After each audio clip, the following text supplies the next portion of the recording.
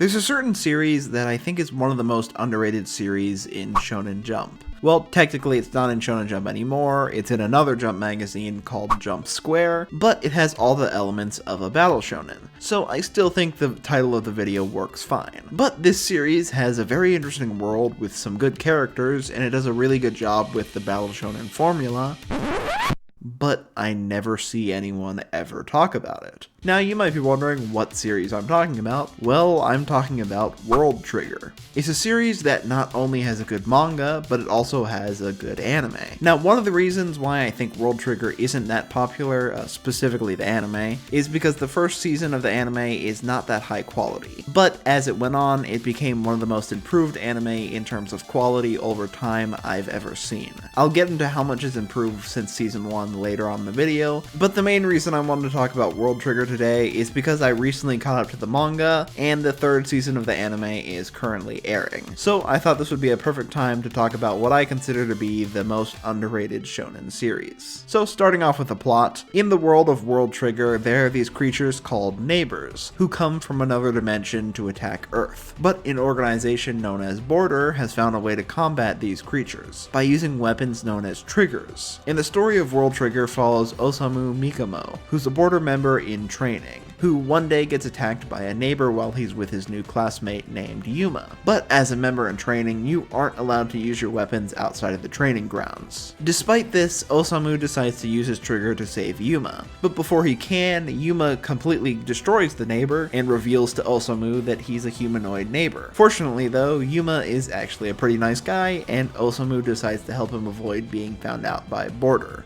Now me personally, I always found the story of World Trigger really interesting, and I was invested in the story just because of the concept. And it's really interesting how the whole first episode has you thinking that neighbors are evil monsters. But then at the end of the first episode, you find out that Yuma's a neighbor, and he turns out to be a really nice kid. Plus he's also the main character, or one of the main characters. And I think it's interesting seeing Osamu find out about Yuma and having everything he knew completely turned on his head. Also starting off the story with making Yuma the good guy and Border the bad guys is really cool. Of course you know that the people who work there aren't actually bad and just have the wrong idea about Yuma, but starting off the series by telling you that the neighbors are the bad guys and the people who work at Border are the good guys, then flipping that around and having Yuma and Osamu have to hide from and eventually fight Border is something you don't usually see right at the beginning of the series, and it's one of the reasons that made me invested in the story. Now real quick to continue, I'm gonna have to spoil something, but I don't think it's a major spoiler, and I think it's pretty obvious from the beginning of the show. But if you don't want to know anything about World Trigger, then that's your warning. But again, it's not really that big of a spoiler, and it's kind of obvious from the beginning, so it's not really going to ruin the series if you know this. But Yuma does eventually clear everything up with Border and even joins them, which I feel was pretty obvious from the first episode because it's a shonen series and Yuma's like the main character, so of course he's going to clear it up with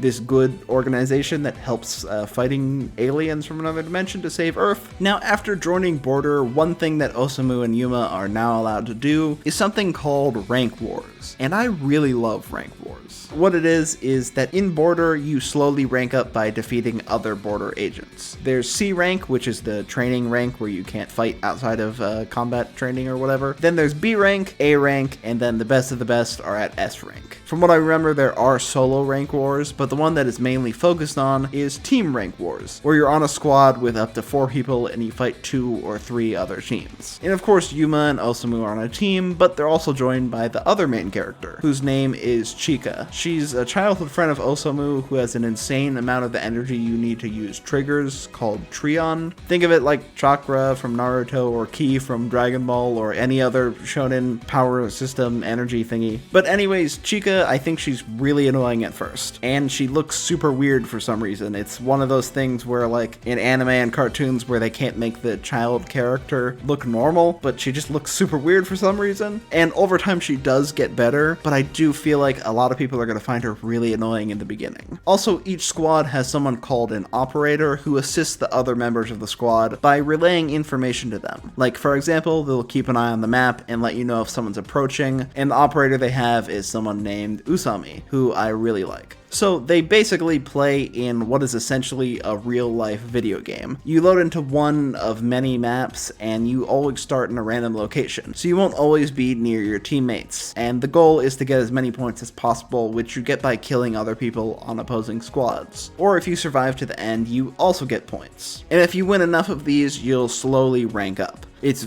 pretty much exactly the same as a video game that has a competitive, ranking mode. Also, you don't actually kill anyone. If you get beaten, you'll just spawn back in the room your operator is in, and when you're there, you can still talk to your other teammates that are in the game. But you get to see different characters fight each other when you normally wouldn't see them fight, since they're on the same side. Now, I know it might sound like this could be kinda boring, since there's nothing really at stake, since they can't die, but there's actually a lot at stake in these matches. Since there are certain special missions you can't go on unless you're a certain rank. Also, different ranks in the organization have different pay levels. If you're C rank, you don't get anything since you're still in training. If you're B rank, you get money based on how many neighbors you kill, but in the higher ranks, you have a salary as well as commissions based on how many neighbors you kill. So in a way, it's very similar to professional sports, and when you mix that with the game-like mechanics and the commentators, it's the closest thing I've seen to esports in anime.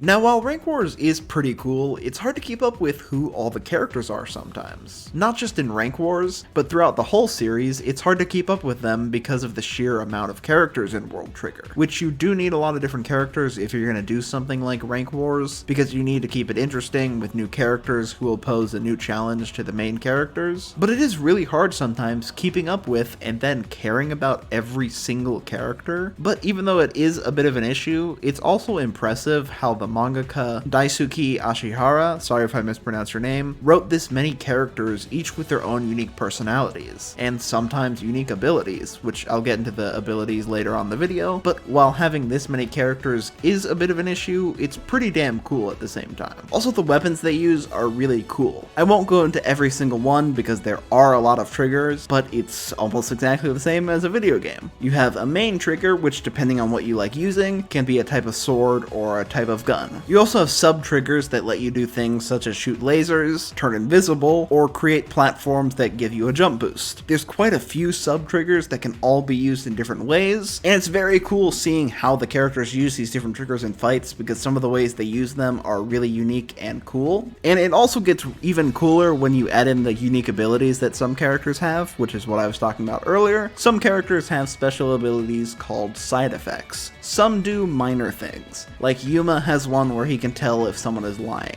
but others have abilities like being able to predict the future, or one guy has one where if he sleeps after he fights with someone, he'll completely learn how that person fights. It's really cool, and seeing how the people use the triggers combined with their side effects is really cool. Also, the neighbors are really cool. You have the standard ones that show up and just completely rampage, but of course Yuma isn't the only human neighbor, so you get to see other human neighbors, but they usually show up to attack and aren't really nice like Yuma. But it's really interesting once more human neighbors show up, because you get to learn more about the neighbor's world, which by the way is called the neighborhood. I know, it's a pretty perfect name. You learn that in the neighborhood there are many different nations that each live on their own planet, and each have their own unique triggers. So the human neighbors that attack are other nations invading, and it's really interesting learning about the neighbors. But I feel like we won't learn that much about their world, because only now in the manga are we close to learning more about the neighborhood and seeing what it actually looks like. But I feel like the mangaka may not get to fully explore this other world, just because we're like 200 chapters in, and I don't know how much longer he's going to keep the story going, but who knows, maybe he'll have the story run on longer and fully explore the neighborhood, but who knows, I think it would be really cool if we got to see more. I know most of this video has been me dumping information onto you about World Trigger, but all that was to tell you about some of the really cool things World Trigger does that make it unique from other shonen anime. But if it's so good, why exactly is it that I think this series is underrated? By the way, I only recently started reading the manga, so this is directed at why I think the anime is underrated. And the main reason for this is what I mentioned at the beginning of the video. The first season's quality was not very good at all. There are a lot of shots that get reused, and the animation felt very stiff, and I think this made people drop it because it just didn't have the best quality. Now, I believe the reason for this low quality is because the first season was when the anime was a long-running series, which means there's no break, and there's an episode every single single week. And that can make the quality of an anime go downhill because the staff never really gets any time between episodes. But in 2016, after 75 episodes and after airing for 2 years, the World Trigger anime stopped. Now I think part of this has to do with the fact that it got too close to the manga and didn't have enough material to continue. But whatever the reason, it ended for 5 years until earlier this year in January it came back with season 2. And when season 2 came back, the quality had improved a lot. The first season slowly improved its quality. Like from episode 1 to episode 75, it's a little bit better. But season 2, the quality is so much higher. The visuals and animation look a lot better this time around. No longer is there that stiff animation that makes it look like the characters don't move that much, and no more constantly reusing shots. The animation was a lot more fluid and was extremely high quality. The visuals also improved a lot, and they changed certain things. Like they made certain triggers look a little bit different, and if someone takes damage, you kind of see their energy leaking out of them. They changed the color of that, and everything just improved so much more. There's just certain little design details that they changed, and I think it just improved so much. And season 3 is currently airing and has really good animation as well. Now, I don't think it's nearly as good as season 2's animation, but that also could be because the transition from season 1 to season 2 was so crazy. Like season 2 looks so much better than season 1. That quality difference for me might have made me think that season 2 looked better, but I'm pretty sure season 2 and season 3 are just about the same. Now, with everything I said about season 1, do I still think you should watch World Trigger? Well, I think you should read the manga, at least up until season 2, because season 2 is definitely worth watching. Obviously, if you like watching anime more than reading manga, then you should watch season 1. I did, and I still enjoyed it despite the problems, but I think the quality of the manga is a lot better than the anime. At least it's a lot better than season 1. But whatever way you decide to experience World Trigger, I think it's a really enjoyable series. And I hope I put this anime on your radar for anyone who hadn't heard of it before. And I'd appreciate it if you gave this video a like and subscribe, since it helps me out a lot and I really appreciate it. So I'll see you all next time in my next video.